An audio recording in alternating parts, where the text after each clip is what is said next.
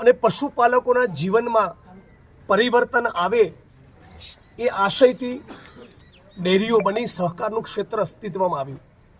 પણ છેલ્લા કેટલાય વર્ષોથી પાટણ, મહેસાણા, બનાસકાંઠા, સાબરકાંઠા, તમે કોઈ પણ રાજકીય કે બિન રાજકીય માણસને પૂછી લો કે તમારા હૃદય પર હાથ મૂકીને કહો, જે શુભ આશયથી પશુપાલકોનો, ખેડૂતોનું ભલું કરવાના ઈરાદાથી જે સહકારનું ક્ષેત્ર અને ડેરી અસ્તિત્વમાં આવ્યા, એ ભાવના બચી છે. નકરી લૂંટ અને ભ્રષ્ટાચારનો અડ્ડો બની ગયા છે.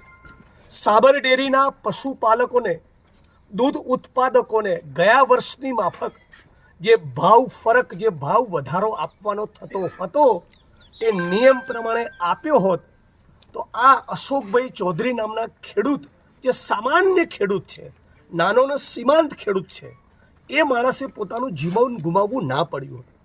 એ ખેડૂતો, પશુપાલકો, દૂધ ઉત્પાદકો જ્યારે સાબર ડેરીના દ્વાર ઉપર પોતાની ન્યાયી અને વાજબી માગણી લઈને જાય છે ત્યારે જાણે ચોર અને ડાકુ આવ્યા હોય એમ દરવાજા બંધ કરી દો, પોલીસ દાદાગીરી કરે, ડેરીના માણસો પ્રાઇવેટ બોડીગાર્ડ રાખે. આ કોને તમે ડરાવવા માગતા હતા? કોને ધમકાવવા માગતા હતા? હું સ્પષ્ટપણે કહેવા માગું છું કે ભારતીય જનતા પાર્ટીની સરકાર અને સાબર ડેરીની મિલીભગત હતી, મિલીભગત છે.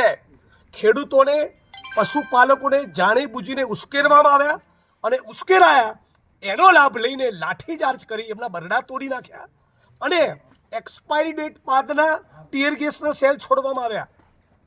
8મું 10મું ભણનારા વિદ્યાર્થીને પણ સરકાર સમજાય કે એવા ટીયર ગેસના સેલ ન છોડી શકાય જેનાથી કોઈને હાનિ થાય, જેનાથી કોઈને ઈજા થાય, જેની એક્સપાયરી ડેટ વીતી ચૂકી હોય કે જેનું જીવન જોખમમાં મૂકવાય. અને એ છતાં આવા એક્સપાયરી ડેટના ટીયર ગેસના સેલ છોડવામાં આવ્યા.